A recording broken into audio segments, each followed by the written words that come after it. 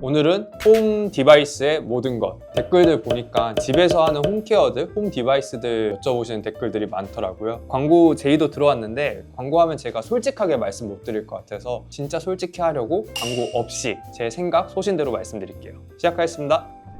결국에 모든 홈 디바이스는 병원 시술이 그대로 집에서 할 수 있게끔 만든 컨셉이거든요. 탑2는 뭐냐면 울세라랑 써마지거든요. 그래서 울세라랑 써마지가 그대로 홈케어로 구현됐다고 생각을 하시면 되는데 실제로 효과가 있는지 제가 각 티어별로 매겨드릴게요. 이제 울세라 기술 이름은 하이프예요.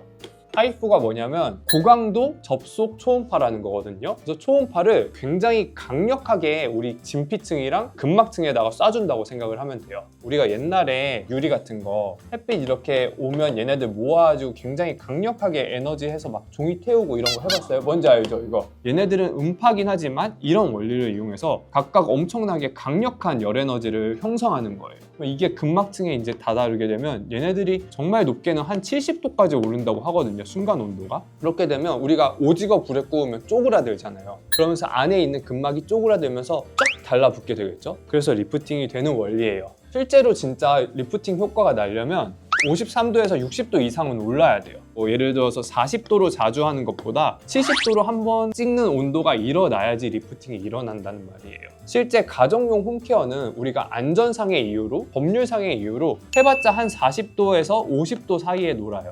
이 정도 온도에서는 사실 리프팅이 아예 일어날 수가 없어요. 그래서 이렇게 울세라를 표방하는 홈케어 디바이스들, 얘네들은 원칙적으로 리프팅 효과를 낼 수는 없어요. 그래서 얘네들은 티어를 매긴다면 이제 C, 굳이 돈 주고 사길 권하지 않고 내가 이미 샀다 그러면 당근을 하거나 그건 있어요. 내가 이미 울세라로 리프팅을 한번 쫙 당긴 사람들 있잖아요. 그러면 그 직후에 쓰진 말고 뭐 한 달 정도 있었을 때 그 이후로 쓰면 제 생각에 유지기간 정도를 늘려주는 용도로는 좀 병행해서 쓸 수 있을 것 같아요. 근데 내가 이거 자체로 매일 해서 리프팅 해야지? 이거는 개념적으로 아예 틀려요.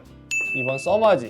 얘네들은 이제 고주파예요. RF라는 전자기파 에너지를 일으키는 건데 하이프라고 해서 접속 초음파 얘기했잖아요. 걔네들은 이렇게 굉장히 강력한 에너지, 열점을 하나하나 만들어서 여기에 막 70도만큼 엄청 올리는 거라면 얘네들은 그냥 뭉뚱그려서 열 에너지를 이렇게 쫙 준다고 하면 돼요.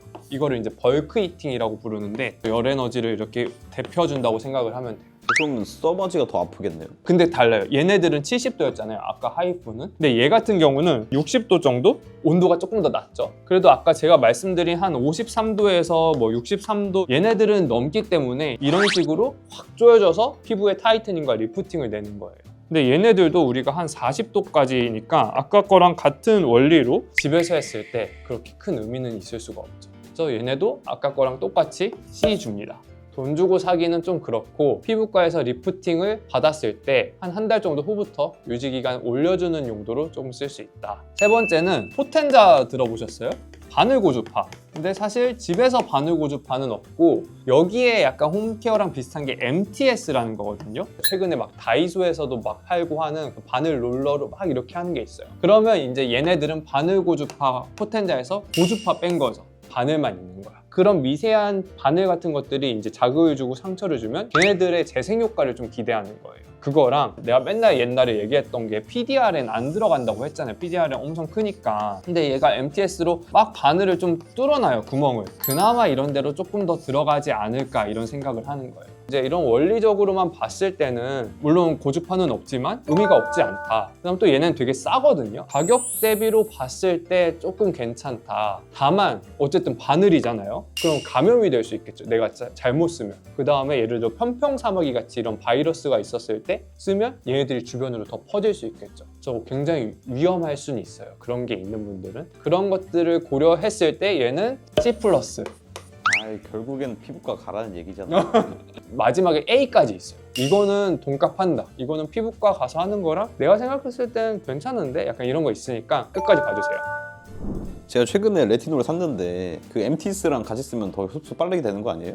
우리가 MTS가 구멍을 내서 흡수를 더 빨리 시켜준다 했잖아요. 근데 MTS도 자극이 되죠. 근데 우리가 레티놀 쓸 때 제가 맨날 말하는 게 뭐예요? 그거 피부염. 그쵸, 레티노이드 피부염, 이 양날의 검이라 했잖아요. 근데 MTS도 자극인데 거기에 레티놀까지 자극이 되면 진짜 여기 완전 난장판이 되는 거예요. 그래서 얘네들은 우리가 평소에 잘 안 들어가는 재생 진정 성분 위주로 써주는 게 좋거든요. 대표적으로 뭐 히알루론산이나 PDRN이나 이런 재생 위주의 성분들이랑 궁합이 좀 잘 맞고, 레티노이드, 레티놀 이런 것들은 그냥 발라도 흡수 사실 되게 잘 되는 성분이에요. 이런 성분들은 저는 MTS 같은 거랑 같이 하면 궁합 안 맞고, 그다음 뭐 아하, 바하 같이 산 성분이 있어요. 각질 좀 제거해주는 성분들, 얘네들도 MTS랑 같이 쓰면 완전 안 돼요.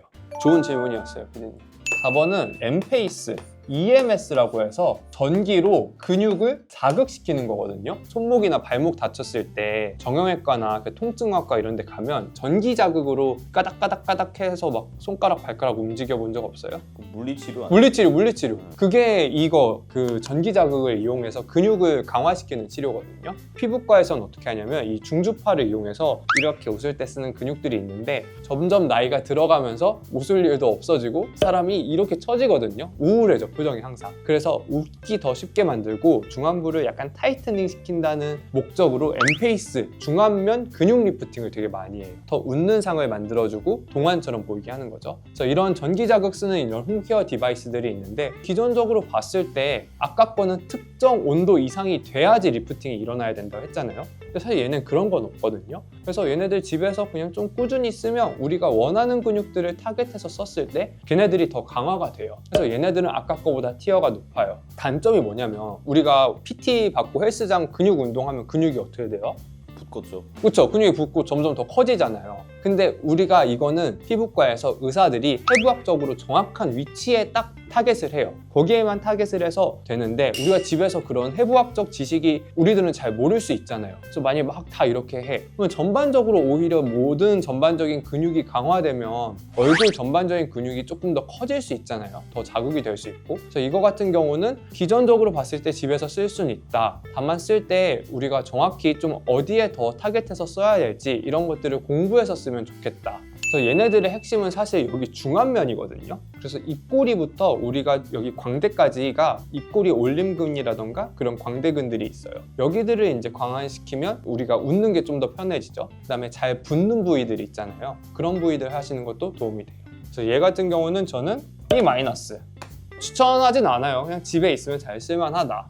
5번째가 LDM. 맨 처음에 했던 게 그 하이프 울세라 초음파였잖아요. 근데 얘네도 마찬가지로 초음파예요. 그러면 왜 아까 초음파는 안 된다 해놓고 이 초음파는 된다 하냐 생각할 수가 있잖아요. 근데 아까 초음파는 뭐냐면 굉장히 높은 온도를 순간적으로 피크 온도를 만들어서 리프팅을 일으키는 거잖아요. 근데 얘네들은 교차 초음파예요. 뭐냐면 그 초음파로 열 에너지를 만들어서 미세하게 피부 진피층에 떨림을 만들어내. 그럼 이제 거기 물 분자들이 막 이렇게 떨리겠죠. 그런 것들로 염증은 감소시키고 거기에 이제 속수분이라던가 이런 것들을 더 강화시키는 역할을 하는 거거든요. 결국 핵심은 뭐냐면, 우리가 뭔가 홈케어로 뭔가를 파괴시키고 열 변성을 일으켜서 새롭게 리프팅이나 타이트닝이나 콜라겐을 형성하는 거는 사실 안 되지만, 피부 장벽 자체를 재생시키고 진정시키고 피부 결을 좋게 하는 거는 홈케어로 가능하다는 게 사실 오늘 핵심이거든요.